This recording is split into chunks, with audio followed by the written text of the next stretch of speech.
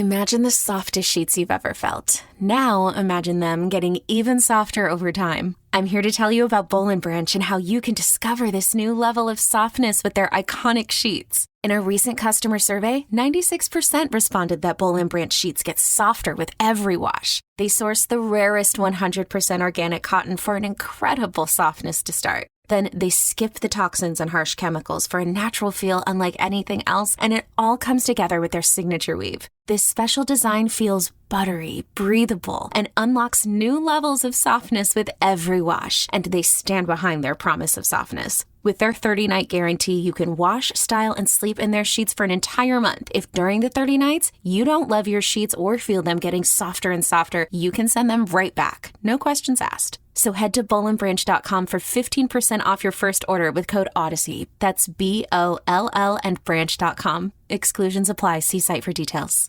The following is a GoPowerCat.com and Spirit Street production.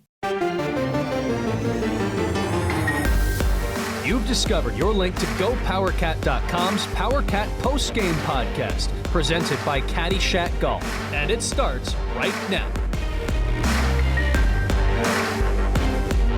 Now, let's go to the WTC Gig-Powered Studios.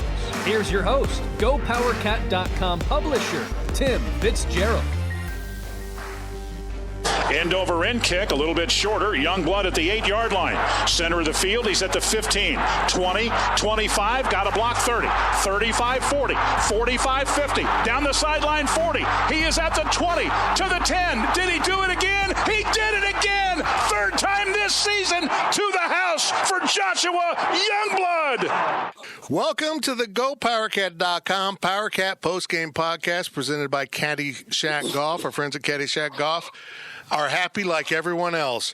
Brian Hanley, that's how the game started. That's how the show had to start. Joshua Youngblood taking the opening kickoff, the length of the field to put K-State up. K-State ahead 7-0 in this game.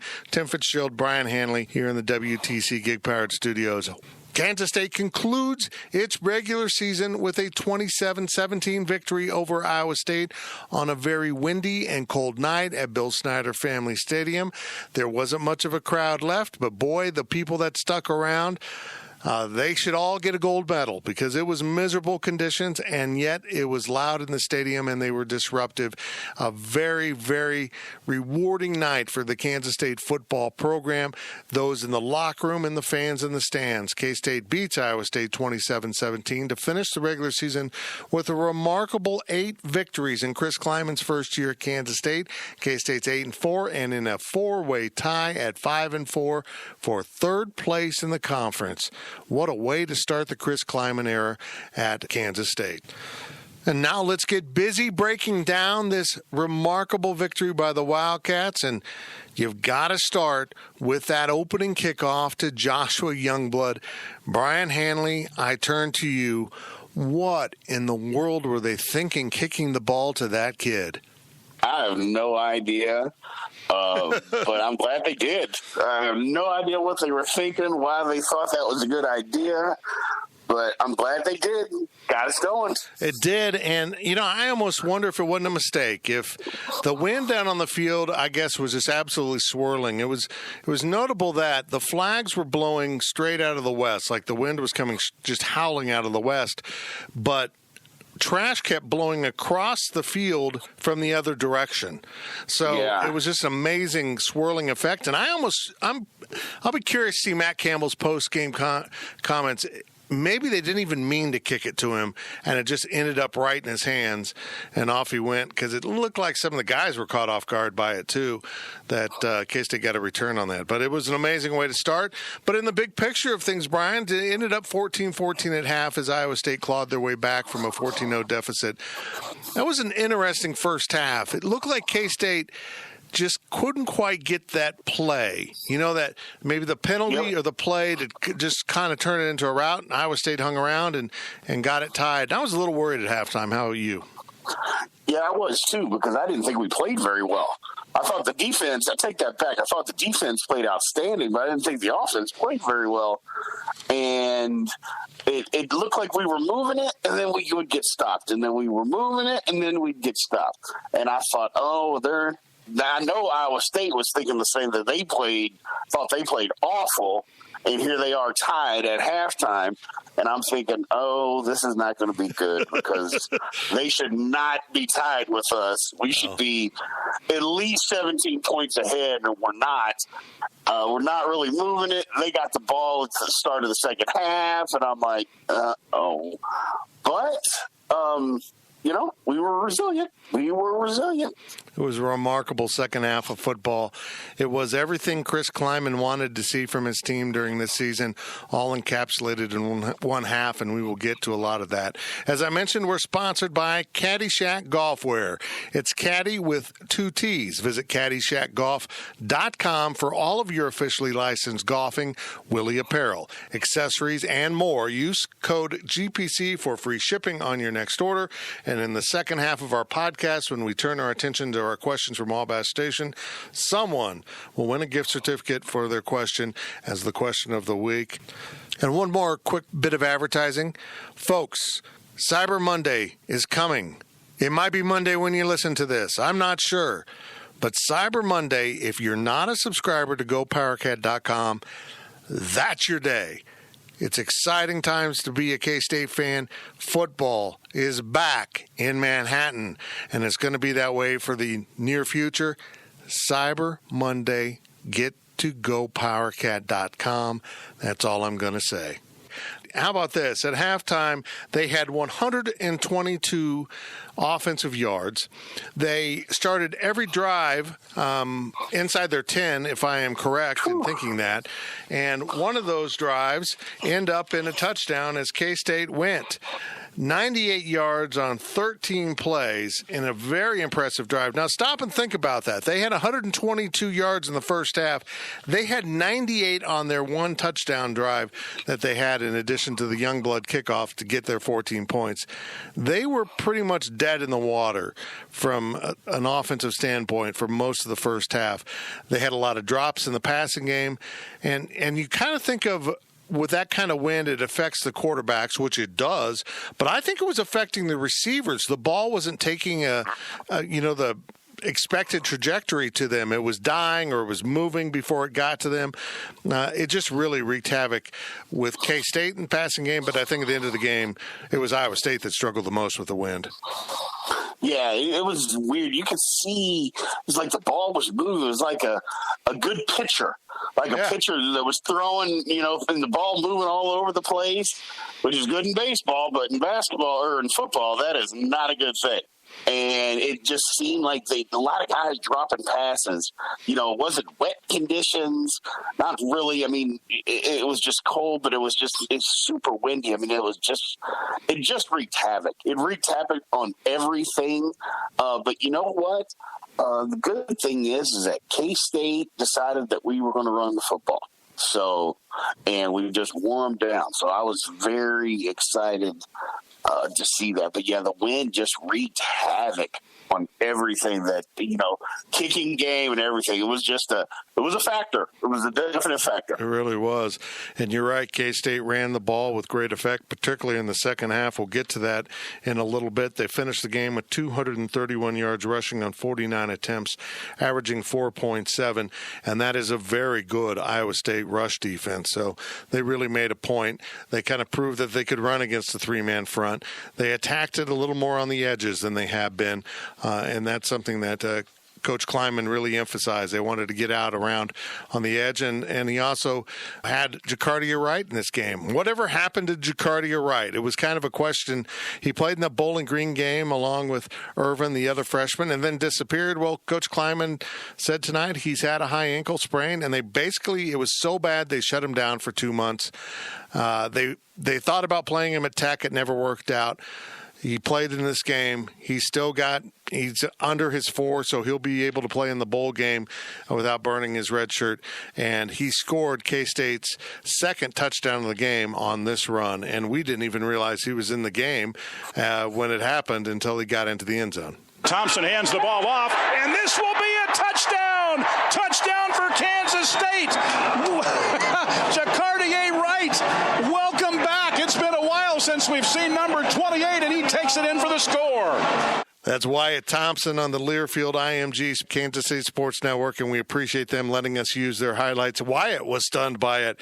Man, that kid is good. I think the running back position between Wright and Irvin and Trotter will be back next year is in pretty good hands. Absolutely. I mean, he looked like a Big 12 running back. Yeah. You know, he got out there. He was explosive. He ran with power. I know there's a play in the second half. He turned the corner. And, it didn't go out of bounds. Just he ran like a real tailback. And, it was good to see. So I'm excited. Yeah, I think our running back position is definitely in good hands coming next year. Because quite frankly, when he was out there, which I'm assuming he probably doesn't know all the plays and everything, but the plays that he was out there, I mean, he looked like the best running back on the field for K-State. Yeah, he really did. It was impressive. And you mentioned that second half run. We have that highlight too. It was one heck of a run. He refused to go down. He refused to go out of bounds. And it was all part of a really impressive ending of the game with K-State running. Let's hear this call from Wyatt. Here's a handoff, and bouncing it outside is Brown, and he's got a crease. He's at the 40-yard line. This is Jacardier Wright, actually, to the 20, to the 19-yard line. He has been superb tonight, Jacardier Wright. Tavon Kyle gets him to the turf. Man, they were running personnel in and out, Brian, like they did early in the season. A lot of different sets, a lot of different personnel. They absolutely applied their will to Iowa State. Iowa State took a lead of 17-14. Skylar Thompson had back-to-back turnovers early in that second half, an interception and a fumble, and they didn't let it bother them at all. The defense did an incredible job in the second half, only gave up 3 points in the face of those two sudden change opportunities for Iowa State. Man, I don't even know what to say about this defense. That was an absolutely masterful performance. Iowa State in that second half ran 28 plays for 68 yards. Man, Brian, that was something else. Yeah, it was. The defense came to play. I mean, the defense they were flying around. They were getting after Purdy. I mean, he got away a lot of times, but we were getting after him, getting him off his spot. The defense came and did their job. I was really, really proud of them, especially that second half. I mean, they completely shut Iowa State down. They gave up a few yards, a few plays here and there, but, that's going to happen. I mean, it's a football game. Those guys get scholarships too. At the same time, I just thought the defense played outstanding. I really did. I know Iowa State had some drops, and people are going to say, well, they dropped some passes. Well, you know what? There was a hit in the first half that, running when they had a receiver running across the middle and got hit and dropped the pass, and from McPherson lit him up. You don't know that didn't have a lot to do with some of those drop passes for the rest of the game. That's just the way football works. We just played, defense just played well. They did their job. They were out there. They were playing physical. They were running around. They did their job. I don't know that they could have played any better, especially that second half. I don't know that they could have played any better. I really don't. They played really, really well. And keep in mind that they're going against an Iowa State team that loves to throw the ball. Brock Purdy was really bothered by everything. K-State's coverage, K-State's pressure, the wind. Yes. You could see his confidence was completely gone by game's end. And K-State played this game without their top two cornerbacks. So they're playing two guys that were third and I think fifth on the depth chart at season start. Lance Robinson has moved from fifth to fourth, and man, is that freshman a player. He's got that cornerback moxie. He's a little cocky, and he just love it. Definitely got a player. Yeah, and it's really fun to watch him play. And also Wayne Jones goes down in the second half, so now they've lost one of their two safeties, and Jonathan Alexander comes in, and he was at the heart of the play at the end when Iowa State's trying to get into position. They throw it downfield, and let's listen to this real quick from Wyatt Thompson. This was the backbreaker for Iowa State. Fourth down for Iowa State, and Purdy back to throw. Pressured out of the pocket. He is going to throw on the run, and it is knocked down at the 8-yard line by Alexander. They were everywhere, man. They were pressuring. Yeah, they were. They just had Brock Purdy all out of sorts, and he's a really good quarterback. But today he looked like a true sophomore, didn't he? Yeah, well, I mean, the definition of owning a line of scrimmage when it came to the passing game, K-State did that. Iowa State got a few runs here and there, like I said. But as far as the line of scrimmage, the defensive line controlled this football game. They got after Purdy in every which way imaginable. Didn't let him get comfortable at all. And like you said, he is a very, very good quarterback. This is not just some, he had a couple of games kind of guy. Not at all. He is an extremely good quarterback. And K-State did a number on him. They did a number on him. They whipped that offensive line. Defensive line whipped that offensive line, mostly in passing situations. But I love to see it because they got the guy uncomfortable, and that's what you have to do against a good quarterback. You got to get after him. You got to move him. Even if you don't get a ton of sacks, that's okay. It's not always about getting a ton of sacks. It's just about making them uncomfortable. Yeah, and he didn't have room to run because he can hurt you with his legs, but every time he tried to get out and run, he just saw purple jerseys everywhere. It was really impressive, and now there's so many interesting stats about this game that emphasize what a nice win it was for Kansas State. But I throw this one out there because it's so deceiving. K-State had one sack. Only one was officially a sack, and that was by Kyle Ball, and the rest was just pure pressure, hitting him, making him uncomfortable, getting him down on the ground, even if he got in front of the stick so it wasn't a sack. They just made his life miserable. Let's hear this call about Kyle Ball's big sack in this game. There's the snap.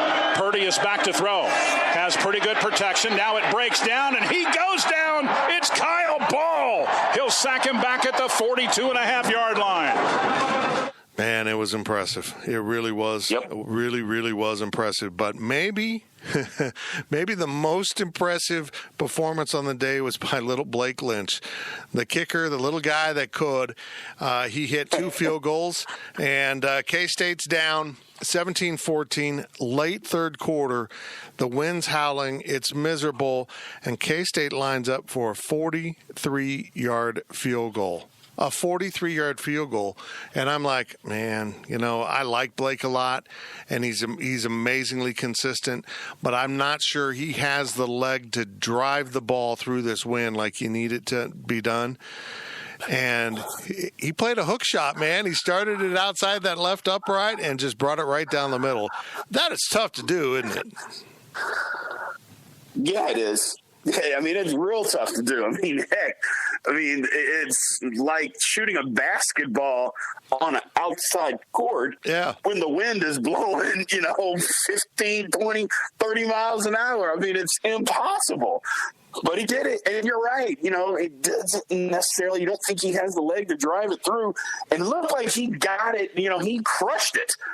And you could see it hit that wind wall, and it started slowing down. He got it there. He got it there. Let's hear the call on that field goal from Wyatt Thompson, and also a comment about the field goal from Blake Lynch. Here we go. He's 16 of 18, and here's his kick.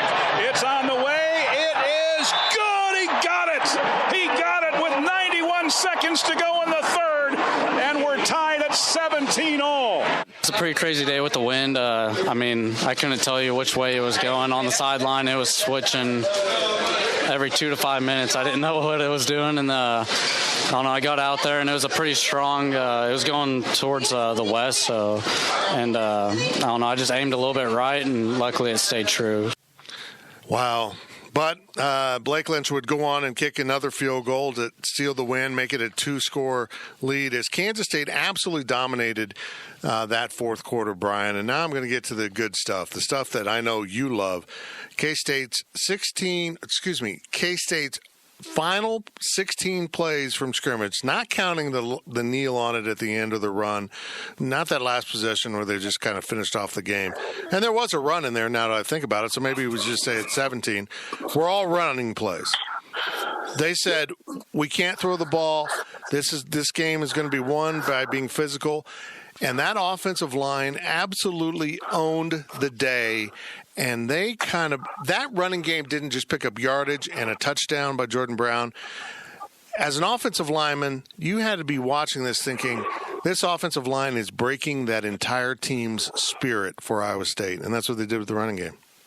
Yeah, I loved it. I loved every single second of it. I mean, that is the definition of wearing a team out, is that they just, and you're right, we couldn't throw it. So it was on us to make sure that, well, I say us, offensive line, to make sure. You're always in the club, aren't you? Yeah, that the game got going. And they just took it upon themselves to just dominate that game and just completely wore them out. Just completely wore them out. I thought it was a great effort by the offensive line. It wasn't necessarily a great first half, but that second half, but that's part of it. That's what you do. You run the ball, you run the ball, you run the ball, and you continue to do it, and you wear your opponent out, and they did that. And there wasn't anything that Iowa State could do to stop it. Nothing. Loved it. Nothing. They really were uncorking it there at the end. Let's look at these final stats. Jordan Brown was finally healthy. We'll hear from Chris Kleiman about that in just 1 second. Jordan Brown ran the ball 19 times for 91 yards. Jacardia Wright, the true freshman, came in. He only carried the ball 6 times. That surprises me, but he picked up 60 yards in the process. James Gilbert was pretty limited by injuries, so he only took the ball 8 times, and that was earlier in the game. Harry Trotter had only 1 carry, but he was doing some great blocking out there. Skylar Thompson 9 times for 38 yards. You look at the stats overall, and they don't tell the story of how dominant the K-State running game was right when they needed it, right in that fourth quarter. Iowa State couldn't come back and win because they didn't have the damn ball. K-State was just eating up the clock and exhausting the Iowa State defense while the Iowa State offense was freezing their butts off over on the sideline. Man, I'm sorry. I'm old school. I know you are too. That was just so much fun to watch. That was just beautiful football. That's what football is. Yes, that's exactly what football is. And this was football weather.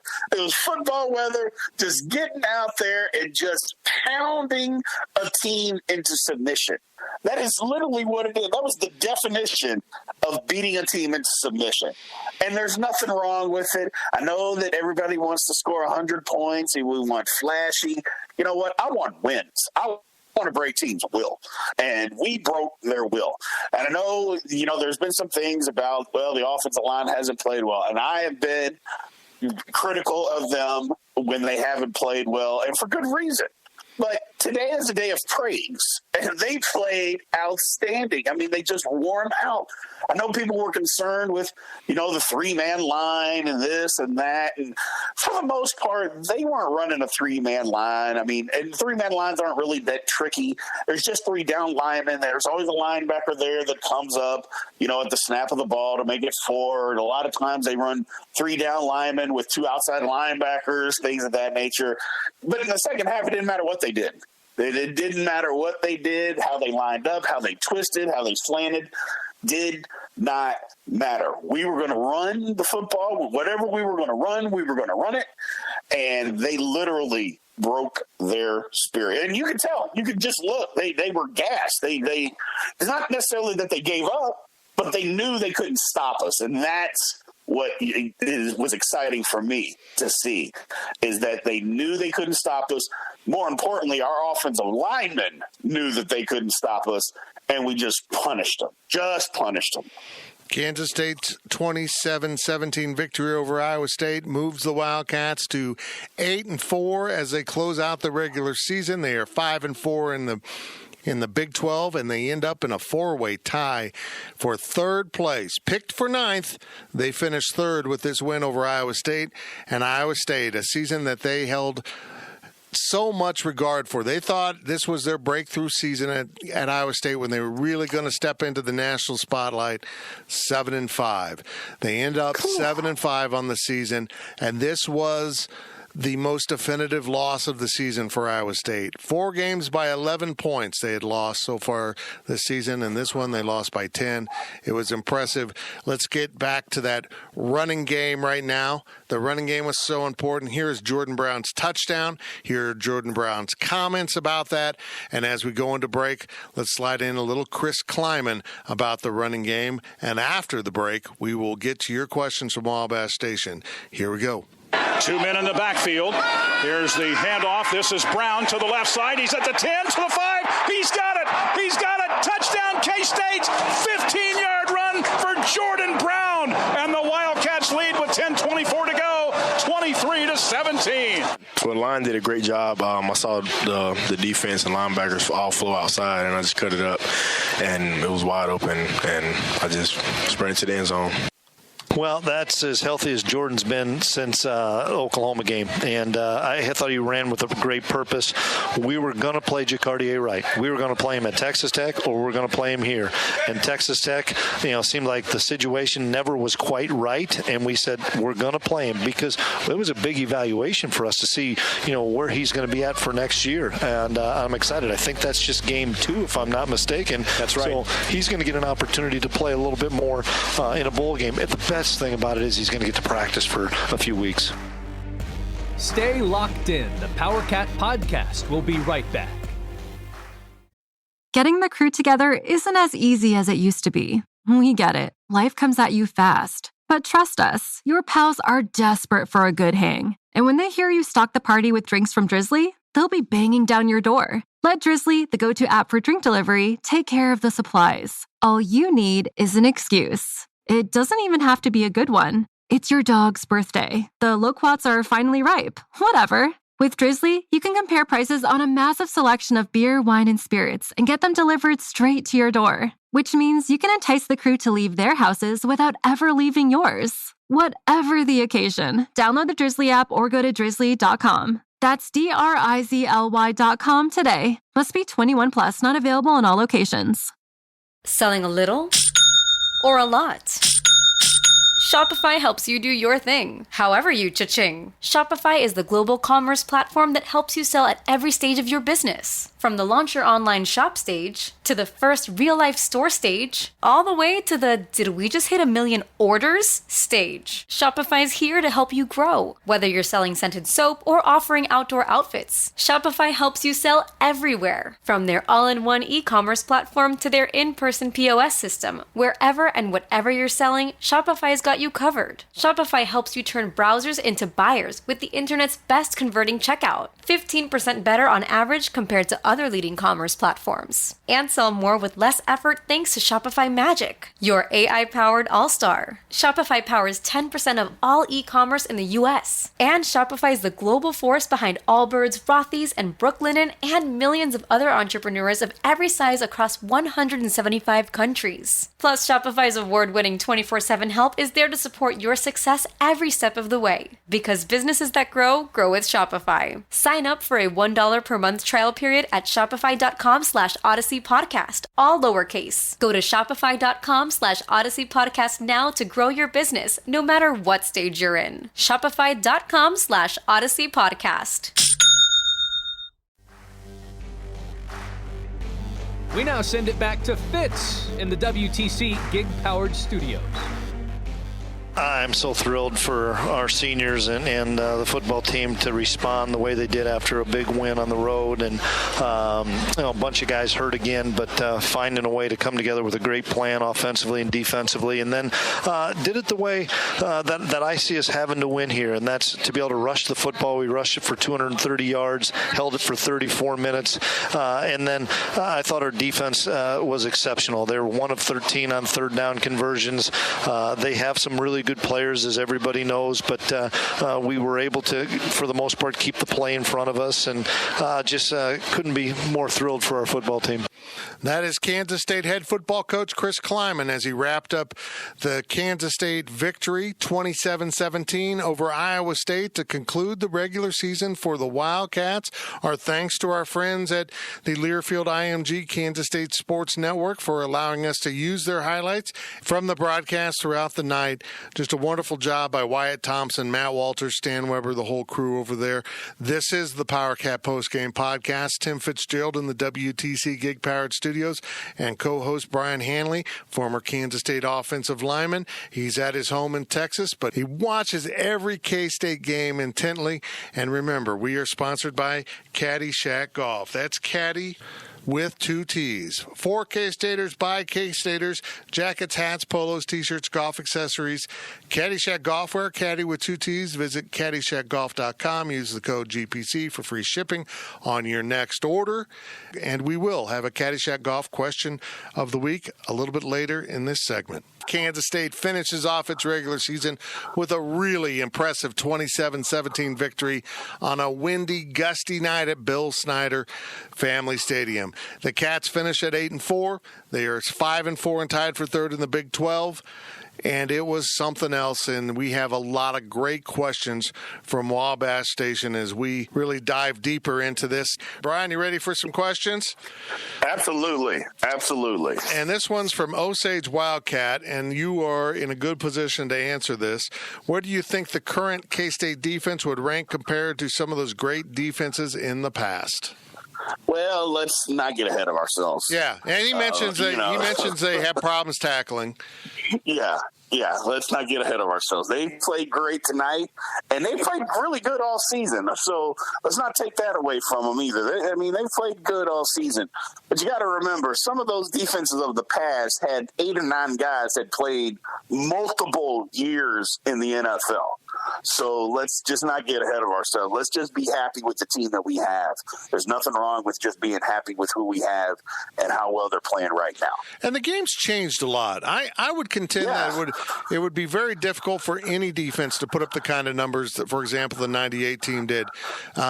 Just because the game's so much more wide open now, and there's been such an evolution in the passing game that it's almost impossible for a team to be consistently great on the defensive side of the ball. That's right. It is. Even some of the great teams that you see defensive-wise are teams, year in and year out that put several guys in the NFL. Look at Alabama, for instance. Alabama consistently puts 4 and 5 guys in the NFL every single year. Yeah. And yet, when they get to some of these big games, they're giving up 40 points. Yep. They did it again today and got beat. Gave up 48 points. And on that defense, there's going to be 5 guys that are going to play a minimum of 5 years in the NFL. So it's just a totally different game, especially in college. It is a totally, totally different game. Yep, it sure is. This one is right down your alley. Yo Mama wants to know, not literally Yo Mama, it's straight name Yo Mama. What did the offensive line do tonight that they haven't done since the KU game? I don't think it was anything different that they did other than I think they just kept playing physical. And they just kept winning. They kept winning one-on-one matchups. They kept doing those things, and that's the key. They were just battling, and they were beating them up. You could see it. They were pushing guys around, and they weren't playing timid. It looked like, that they were playing timid. Now, another thing is that Iowa State didn't sell out to stop the run either. So let's give some credit to that. It's not all on the offensive line to why they couldn't run the ball the past couple of weeks. Texas refused to let it happen. That's just Texas. They had enough guys at the line of scrimmage. They decided that Kansas State is not going to run the football. Well, there's nothing an offensive line can do about that. If they've got more guys up there than you can block, there's nothing you can do. West Virginia was kind of the same way. just more guys doing a lot more things, and we just needed to maybe throw the ball a little bit more to open up the pass. Tonight, Iowa State didn't necessarily do that, but give credit to the offensive line. Offensive line played well. They just played physical. It looked like, kind of what you mentioned earlier in the first half, is that with a lot of different formations, a lot of different packages, formation packages and sub packages, things of that nature, all those things help offensive alignment. All of that stuff, even if you're running literally the exact same play, all those different formations, different alignments, different sub packages, all of that helps offensive line because defenses still have to align to that. And that play calling helps a lot. And the offensive line benefited from that. But give those guys credit. They played very, very physical. Wildcat Tad 2. I don't know that there's a Wildcat Tad 1, but number 2 wants to know what changed in the fourth quarter that allowed K-State to run the ball so much better than they had in the rest of the game? I don't know that a whole lot changed in as far as the format, other than they just warmed down. Right. You get beat on, you get beat on, you get beat on. I guess you could technically say that's what changed, is that they just warmed down. The guys just played well, and they just kept playing. They kept battling. And, they broke their will, broke their spirit.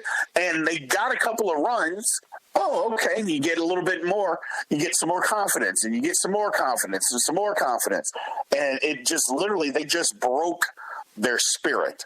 And that's all you can ask of the offensive line. Just keep going. Hey, it may not be this play, may not be that play, may not be this quarter, may not be this half. But if you keep going, sooner or later, it's going to pop, and that's exactly what happened. Yeah, it really was something else. K-State took the ball over at its own 47 with just a few seconds off the clock in the fourth quarter. 4 minutes and 28 seconds later, K-State was in the end zone on that Jordan Brown 15-yard run that we played in the first half of the show for you. And they ran 8 plays for 53 yards. All 8 of those plays were runs. And by the end of that, Iowa State was done. They were done. And all K-State needed was that Blake Lynch field goal later in the fourth quarter to make it a 10-point game, and there was no way. I didn't think Iowa State had a chance to come back. No, absolutely not. I didn't think – I thought they were just finished. That last touchdown, you could tell they were just done. And offensively, they couldn't get it going either, and because our guys were just out there flying around. Oh, man. I know it's one game, but it's the end of the season, minus the bowl game. I'm just excited at how well the guys played tonight. Coming off of, last week, having a tough game and winning. But winning a tough game and the way they ended the season, I'm just super excited because last year it didn't end this way. And this year it is, and I'm just excited. The program's really taking a step forward. Really did. It's just a really impressive way to finish off a season and finish off that game. I mean, I said this earlier in the podcast. That fourth quarter was exactly the brand of football Chris Kleiman wants to put on the field for years to come. Stifling defense and relentless running. Probably not running it the whole time. I think they ran it the entire fourth quarter. I don't think they ever threw it. Probably not that much running, but that's what he wants to do to teams, and you could see the effect it had in the game. It was just really, really something else to watch. And here's a great question as we kind of follow up with that. Where is it? Colorado Cap. Is there a danger of losing coaches from this year's team? Brian, there's always a danger. People come after you. I wouldn't be surprised if someone comes after Scotty Hazelton. Let's hope his wife doesn't want to move one more time and they want to stay in Manhattan, Kansas. Yeah, exactly. I mean, when you have a good program, if you have a program, guys are going to come after you. That's just the way that it works. So assistant coaches, for the most part, are on one-year deals anyway.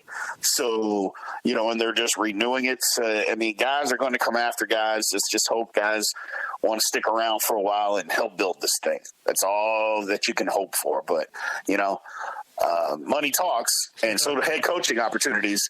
And if somebody comes along with the right amount of money and a head coaching job, you can't blame somebody for going and taking advantage of that. Oh, I agree.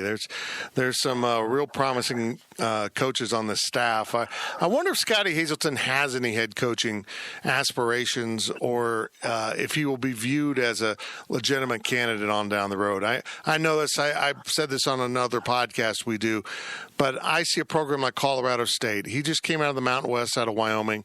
One of their rivals is Colorado State. Mike Bobo's probably out in Fort Collins after this season. We'll see if they would have any interest in a guy like Scotty Hazelton, because I think culturally it'd be an incredible. He knows the conference, and he just seems to be would fit in really well. But I'm not sure he's quite there in his career. Right. Yeah. I mean, the thing about it is, head coaching jobs, and people always say, well, why would you go do that? Why would you take that? Hey, to run your own program and to build your own program, there is something to be said for that.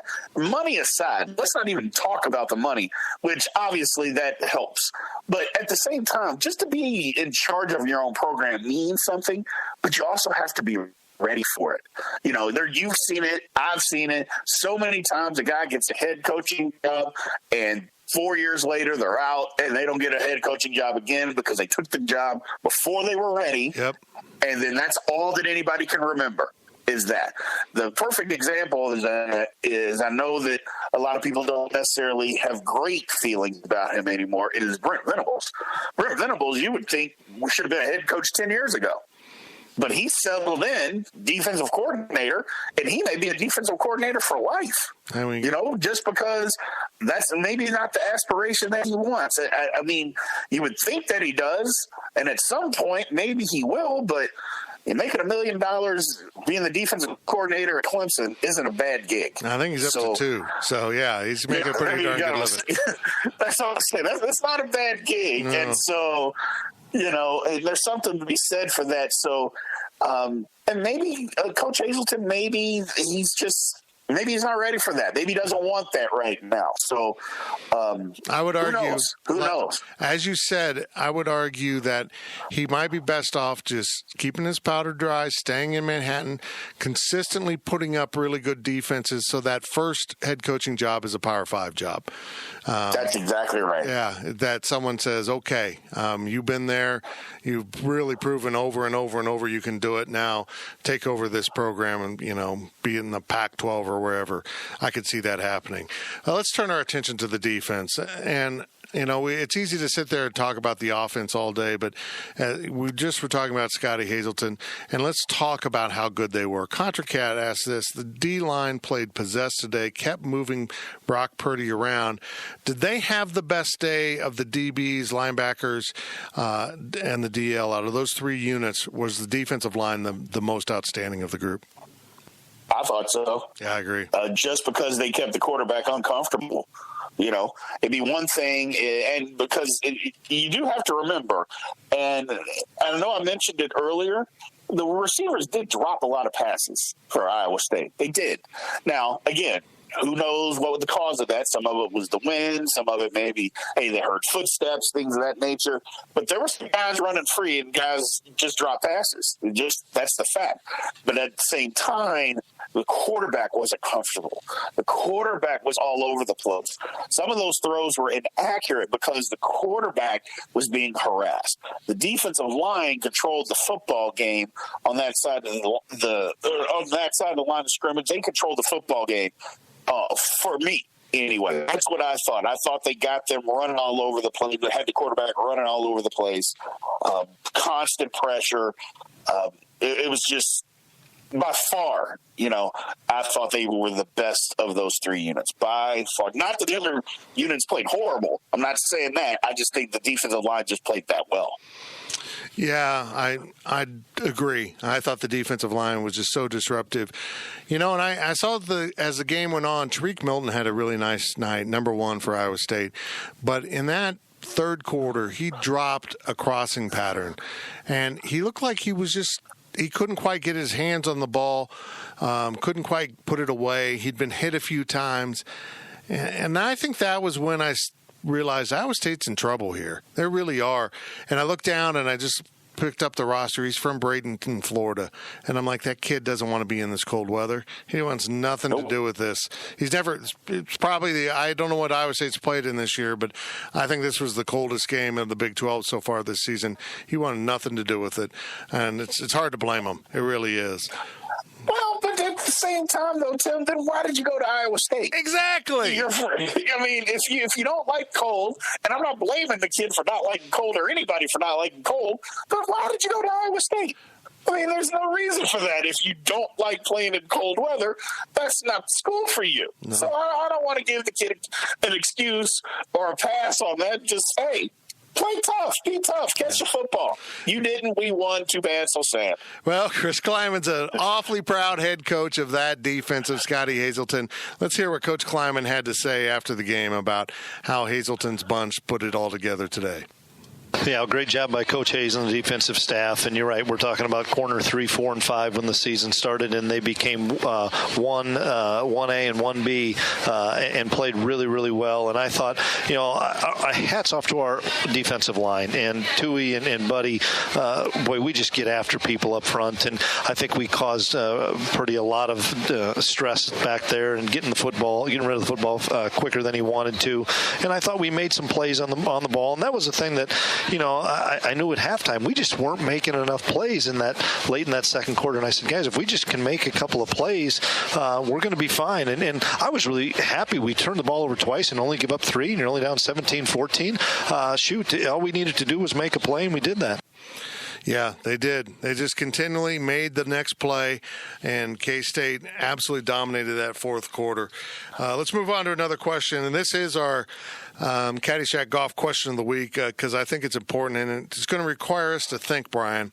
I don't like to think, but if we have to stop and think, and I have a lead on this because I know the question, so you're going to get it dropped on you. So I'll tell you what, I will answer this question first and let you ponder your answer as I kind of babble on about it.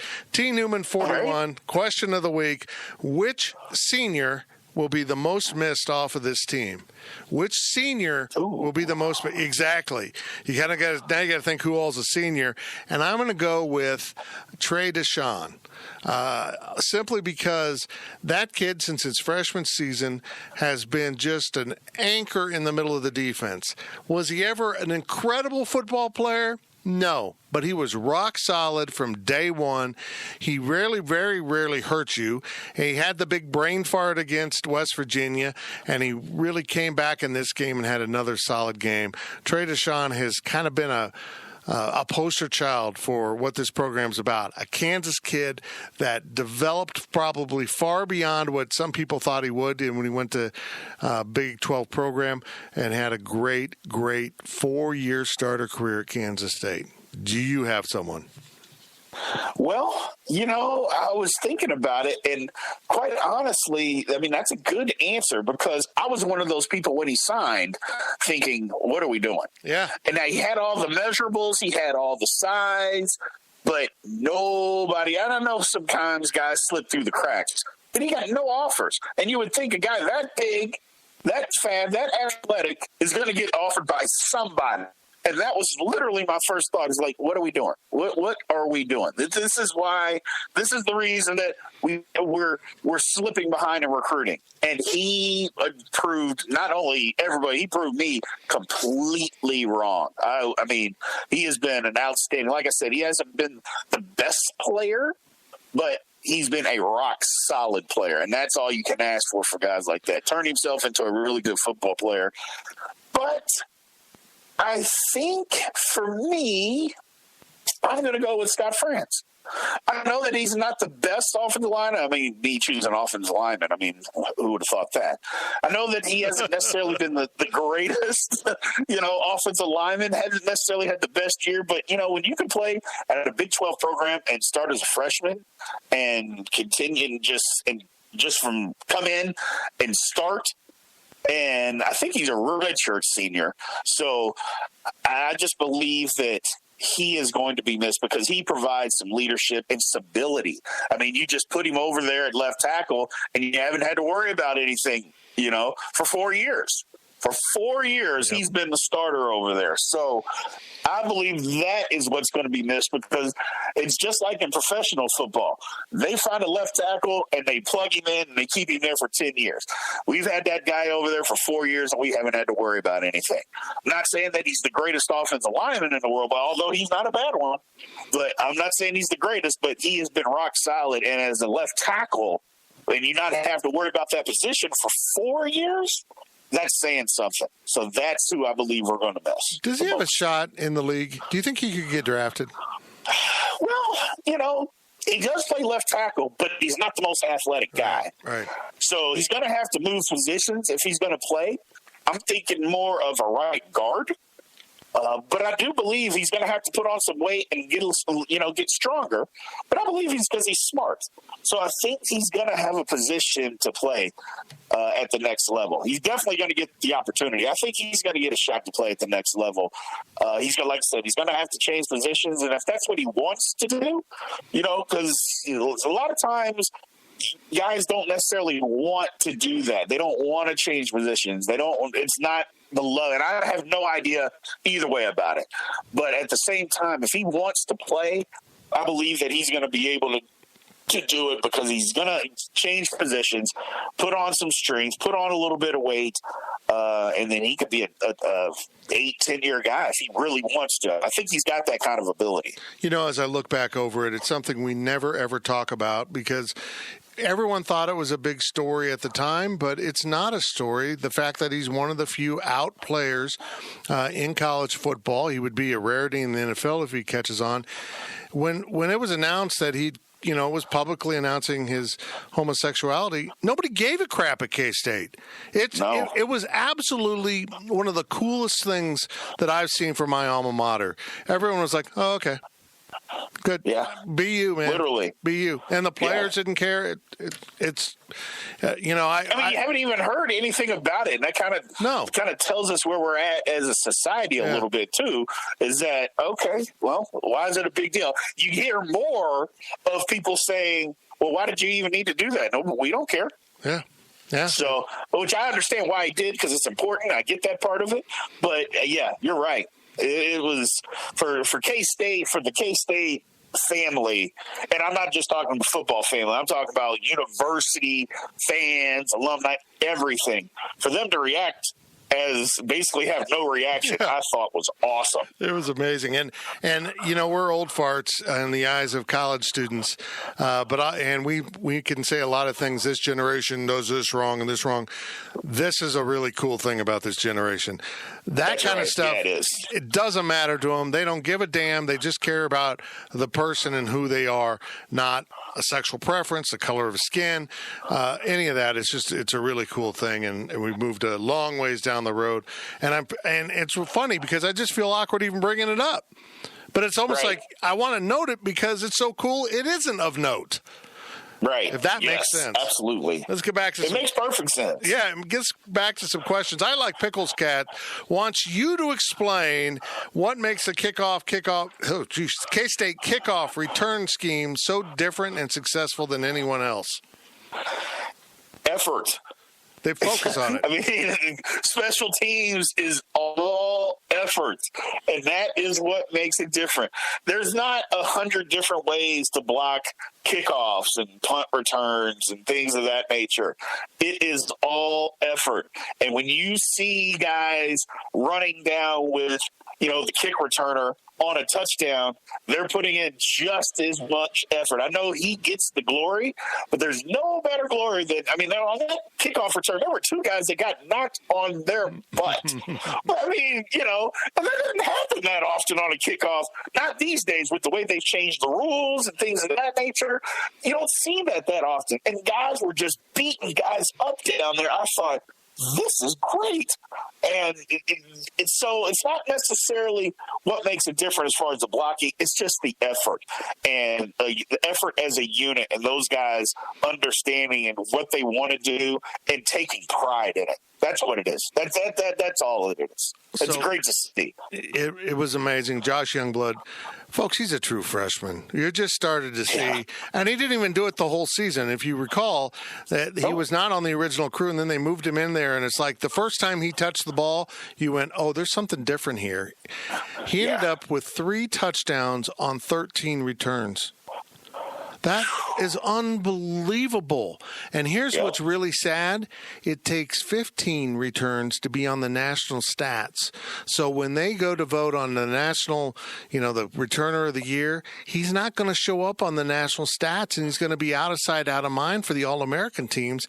And K-State's going to have to put together a little promotion here saying, hey, but don't forget this kid. He led the nation in returns and kickoff returns for touchdown. Don't forget him because he didn't have enough. That even makes it more incredible. Absolutely. Exactly. He's a great young man. He's awfully fun to talk to, and it's just really a blast to cover kids like that. Herdez Joe wants to know this. What do you think is the ceiling for Chris Kleiman at Kansas State? There isn't one. I don't think we put a ceiling on it. I don't like putting ceilings on much, Tim. I'm not that guy. I'm not built that way. I don't like putting ceilings and saying that there's limitations to certain things of that nature.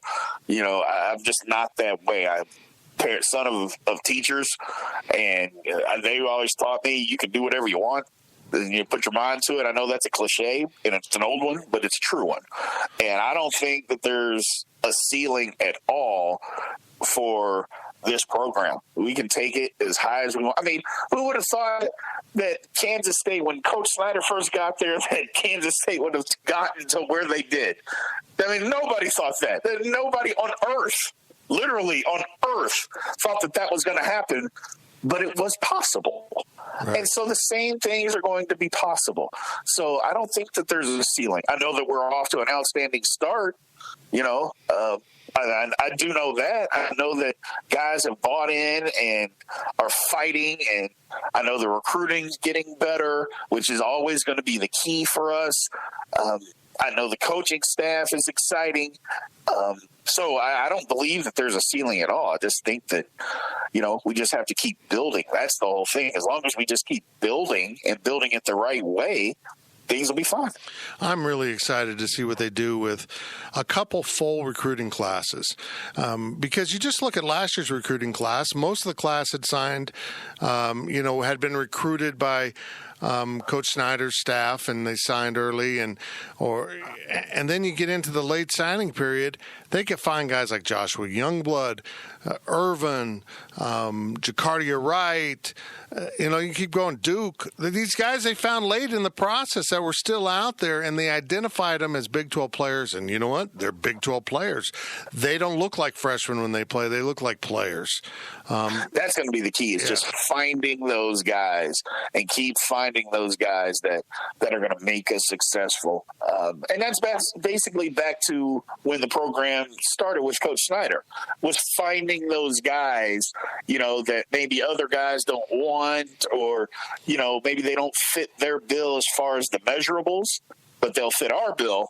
Because, we can put them out there. They're still good players, but just because somebody's not 6'3", 220 and runs a 4.3 doesn't mean that they're not a good football player. So I just think that we're going in the right direction. We're just going in the right direction. K-State's always had a knack of finding some of those guys, and now the coaching staff is just finding more of those guys, and that's the key.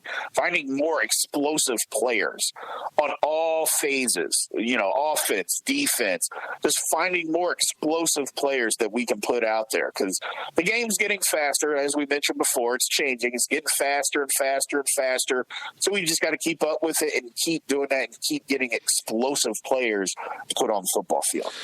Well, Kansas State does finish the regular season 8-4. They have earned a bowl bid. They are 5-4 in the Big 12 and tied for third, and it is a mess at third place with 4 other schools. So Ricky Tiki-Tavi wants to know about bowl game projections. And Brian, it really comes down to Oklahoma and Baylor. What happens with that game? Does someone slide into, Baylor beats Oklahoma? Do they somehow backdoor their way in with Alabama's loss into the national playoffs. We'll see. Oklahoma winning, I would guess at this point they might get in. Utah is a factor in that right now also. And so really the first step in knowing this is, do both of those teams get into New Year's Six bowls? If they do, it moves everyone up a slot. And I can see the Cotton Bowl, which has got a later pick, going ahead and grabbing another Big 12 team if there's a second one available.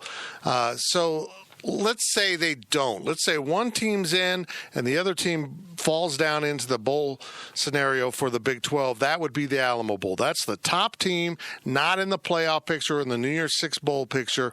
So if Oklahoma or Baylor's there, the next bowl is the Camping World. And there's a lot of talk, Brian, about them taking Texas. They have Notre Dame on the other side and matching up a Texas team that honestly doesn't deserve that bowl, in my opinion, but they might go for Notre Dame, Texas. Does that make you as mad as it makes me?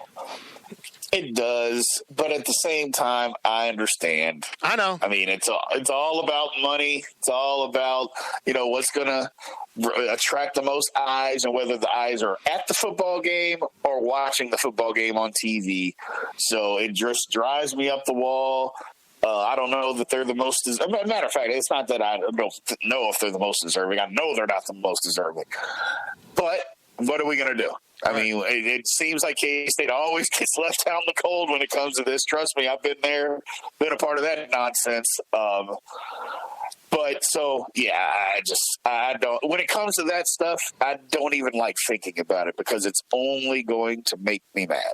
Exactly. Look, there was a time in the bowl world where selling tickets was important, and those, economic impact in your city was important. But those times are over, man. They pre-sell those tickets. They sell a ton of them to corporate donors that buy tickets, and then they make the schools buy an allotment. That's why it's so important to buy from your school, because they're on the hook for those tickets whether they sell them to you or not. So the tickets aren't a concern anymore. They're looking for TV ratings, and I admit it. I admit to the passive college football fan that isn't paying enough attention, Notre Dame, Texas sounds like a pretty damn good game, even if it's not the best game available. The pecking order of the bowl games beyond the New Year's Six bowls for the Big 12 are the Alamo, Camping World, Texas, Liberty, and Cheez-It Bowl. There's another bowl, the First Responders Bowl. TCU didn't win this weekend, so they're not bowl qualified, so that bowl will have taken a large team. So in all likelihood, Kansas State's most likely destinations are the Texas Bowl in Houston or the Liberty Bowl in Memphis. And I imagine Iowa State will end up in the Cheez-It Bowl when it's all said and done. We will see, Brian. And all I know is they said a bowl wasn't in the plans for Kansas State this season. They were projected to finish 9th. They were projected to finish with 5 wins or so by Las Vegas. And Chris Kleiman and company really did an incredible job. Did they win all the games they should have won? No. But maybe they snuck a few in there that we didn't expect.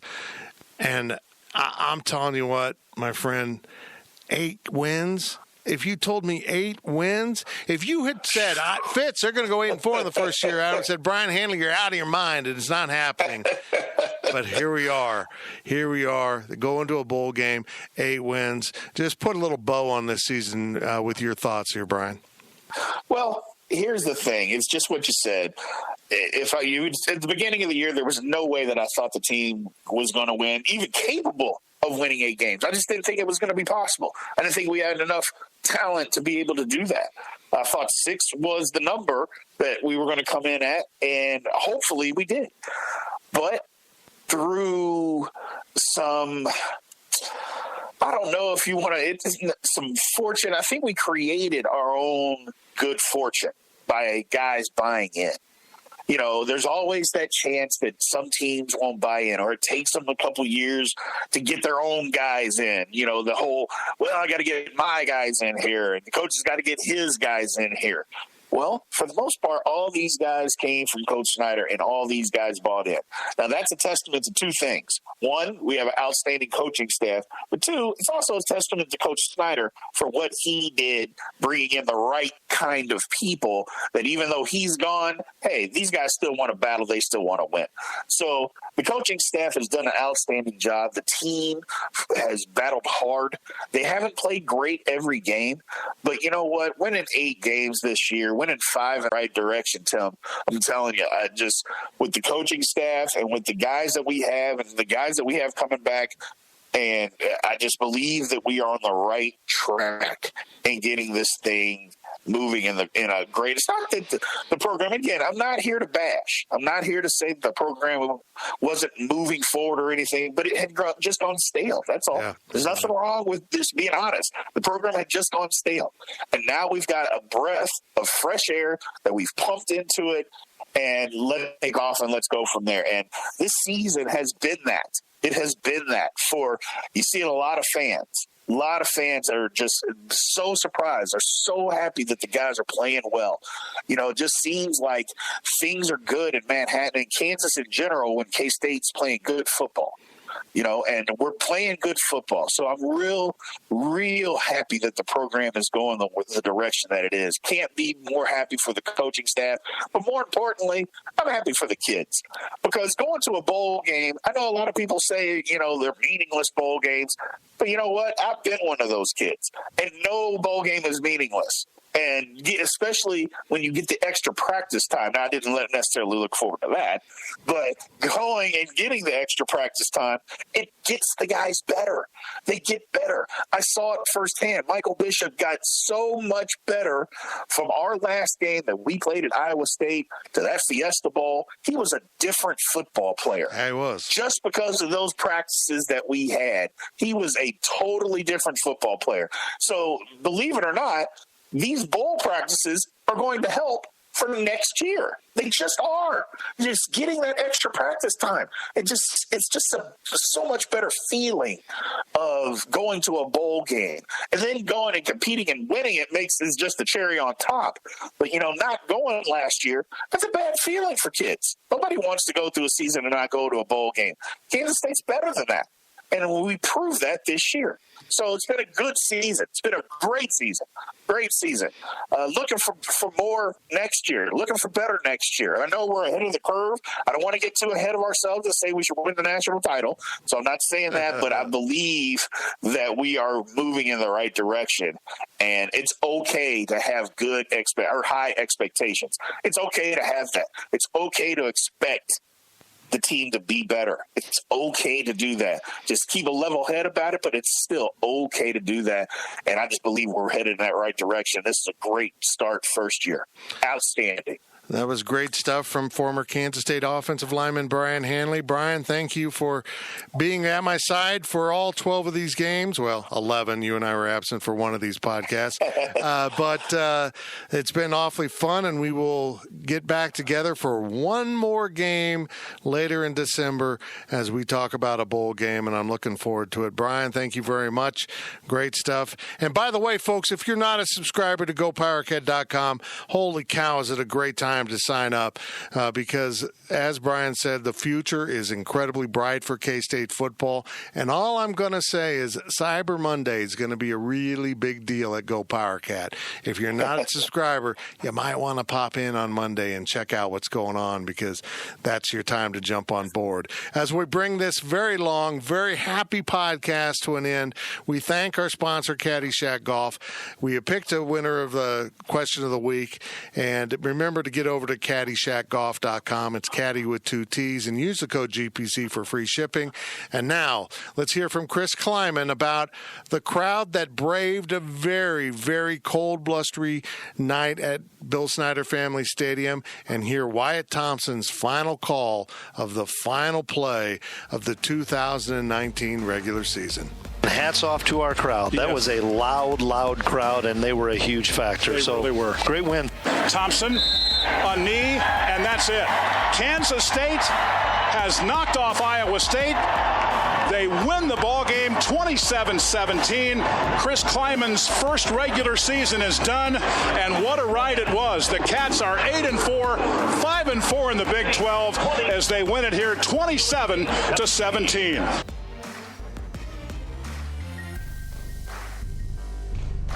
You've been listening to the PowerCat Postgame Podcast presented by Caddyshack Golf.